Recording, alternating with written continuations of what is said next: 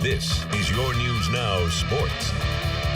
The Findlay women's lacrosse team is below 500 heading into action today, but on the positive side of things, the Oilers boast a perfect 4-0 record in GMAC play. The Orange and Black host conference foe Tiffin this afternoon, a Dragons team that is also undefeated in GMAC action, so something has to give as these two go head-to-head. To Russ and Peg Armstrong Sports Complex we go. An Oilers win today would not only hand Tiffin their first conference loss, but it would put Findlay all alone atop the GMAC. First half, Hannah Peebles finds Ciara Burud for the goal. Findlay leads by 4. Final minute of the first half now. Lacelyn Lindell beats the keeper off the restart. It's 8-3 Oilers at the break. Second half, Findlay trailing. Peebles finds the net this time to cut the deficit to just 2. It is 4 here when Peebles goes back to doing the dishing. She finds Danielle DiLorenzo, who goes far side for the finish. Moments later, more Peebles. Again with the assist to Burud, who bounces one home off balance. Late in regulation now, desperation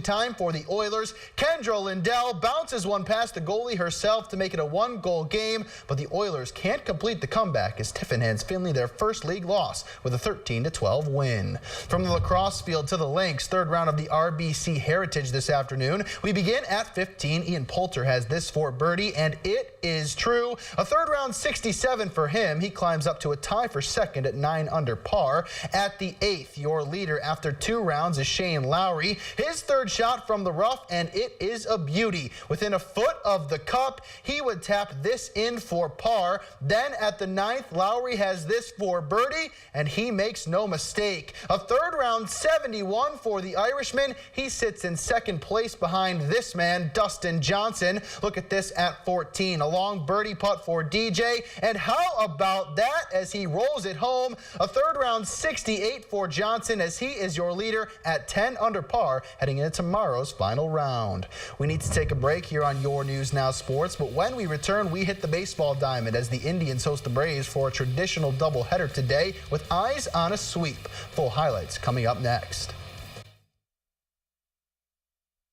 MLB news from this afternoon. The Tigers postponing their game with the White Sox due to inclement weather. The team announces that it will be made up as part of a split doubleheader on August 6th with first pitch scheduled for 1:10 Eastern Time. All paid tickets from today's game are valid for entry for the first game of the split doubleheader. Big news out of Cleveland today as well as the Indians activated all-star shortstop Francisco Lindor from the injured list prior to game 1 of their doubleheader with the Braves today. The switch-hitting Lindor missed all of spring training and the first 18 games of the regular season with a right calf and left ankle injury. To make room for the 25-year-old, Cleveland has designated DH Hanley Ramirez for assignment. Well, the Indians in action today, game 1 of their doubleheader with the Braves. Francisco Lindor not in the game 1 starting lineup, but he is scheduled to start game 2. Bottom of the first, runners on the corners for Carlos Santana, who pops one into shallow left. Ronald Acuna Jr. coming on. He can't make the play. Jose Ramirez will come to the plate to tie the ball game at 1 apiece. In the 4th, Indians down 1, but not anymore as Max Moroff hits a line drive over the right field wall. A solo shot for him ties things up once again.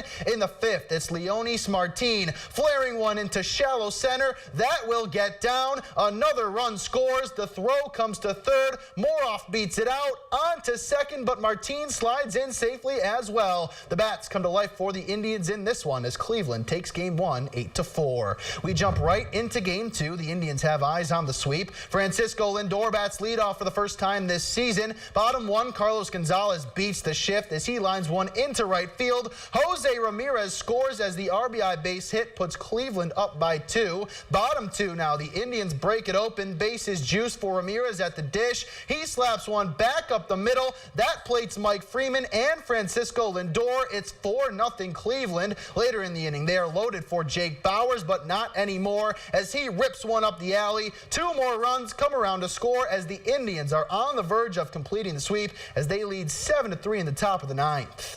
Out west, the Reds play Game 3 of their 4-game Easter series with the Padres as they look for a third straight win. Top one, Jose Iglesias lines one into right center. Will Myers can't come up with it. Jose Peraza trots home from third to give the Reds the lead. Tie ball game in the fourth, but not anymore as Tucker Barnhart grounds one back up the middle. Scott Schebler scores easily from second. Another RBI base hit that puts the Reds in front once more. Top five, one on, nobody out for Yasiel Puig. He flies one into right. Tagging is Eugenio Suarez. The throw to the plate is not in time. A sac fly for Puig puts the Reds up by 2. They now lead 4-1 as this game is in the 8th inning. Finishing tonight in Chicago as the Cubs seek a 5th straight win against the Diamondbacks. Zach Greinke gets the start for Arizona, and he was dealing. He gets Ben Zobrist swinging here. 6 innings, only 3 hits, none earned for Greinke. We go to the 6th, and John Ryan Murphy has liftoff. A 2-run blast off of Allen Webster. The exclamation mark today for the D-backs as they blank Chicago 6-0, Katie. All right, thanks so much, Matt.